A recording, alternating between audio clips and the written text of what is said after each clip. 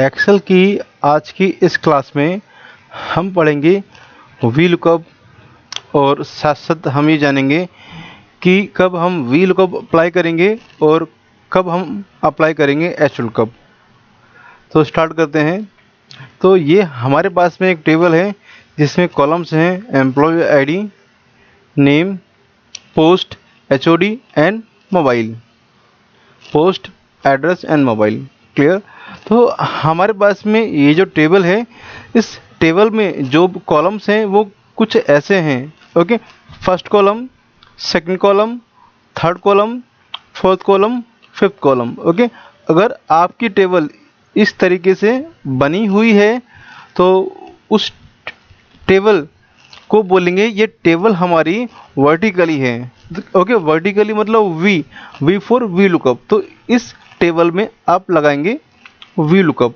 और मान लीजिए हमारी टेबल कुछ इस तरीके की है, कॉपी करेंगे, यहाँ पर आगे मैंने किया ट्रांसपोज। ओके, अगर हमारी टेबल कुछ इस तरीके की है, ओके, ये employ ID, name, post, address and mobile number. Okay, अगर टेबल हमारी ऐसी है तो उसमें आप अप्लाई करेंगे एच लुकअप।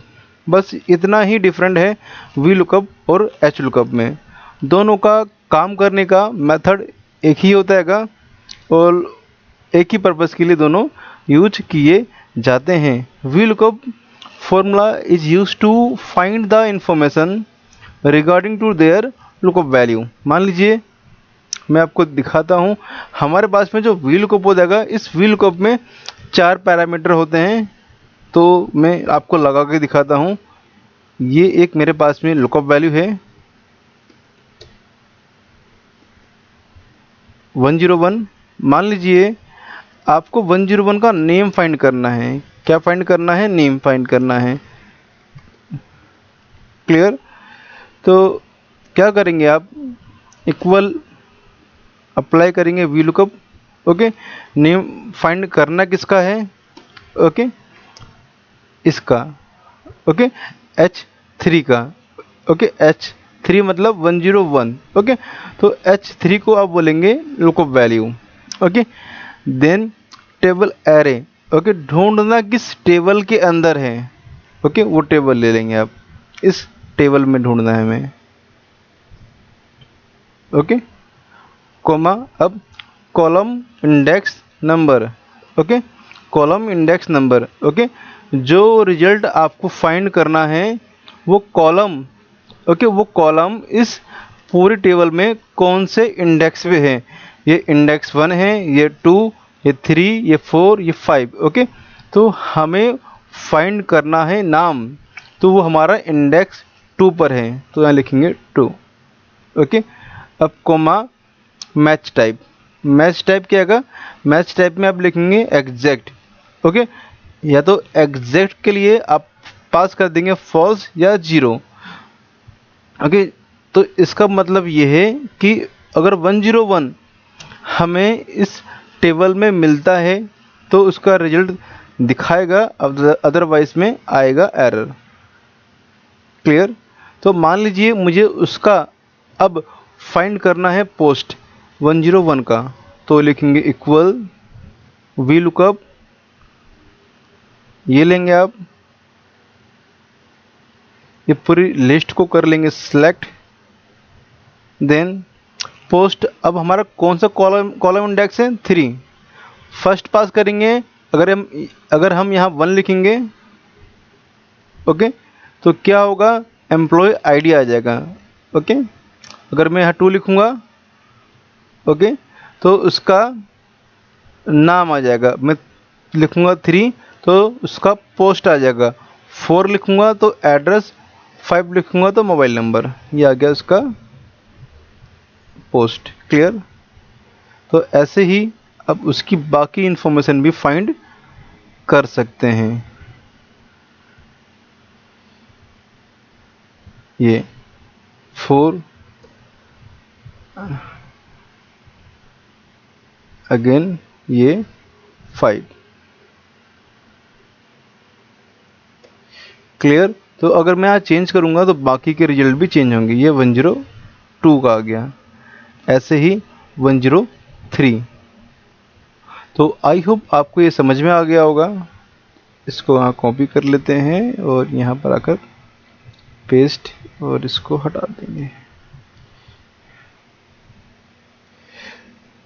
तो ये तो हमारा एक सिंपल सा मेथड है।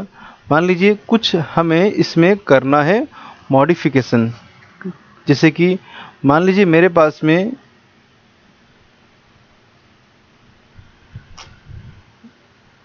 एम्प्लॉय आईडी है 103 और मुझे इसका नाम फाइंड करना है। तो और मैं चाहता हूँ कि जब नाम आए तो उसके आगे लिखा आए आउटपुट। तो इक्वल वी लुकअप लेंगे आप। नाम फाइंड करना किसका है? इसका 103 का, और ढूंढेंगे किसके अंदर? इस पूरी टेबल के अंदर। Okay, coma 3,0। ओके, ये अभी बिल्कुल सिंपल है। ओके, सॉरी 3 मतलब पोस्ट 2। क्लियर? मैं चाहता हूं कि आगे लिखा है आउटपुट, तो क्या करेंगे आप यहां लिखेंगे आउटपुट, ये देन एंड। ओके, अब इसके आगे लिखाएगा आउटपुट। और इसी को आप एक तरीके से और भी कर सकते हैं। इसको कॉपी कर लेंगे, कंट्रोल सी, और नीचे लाकर कंट्रोल वी। तो अगर आपको ये नहीं लगाना एंड तो कोई बात नहीं, आप इसके लिए इसकी जगह आप लगा सकते हैं कॉन्केटिनेट आउटपुट इज।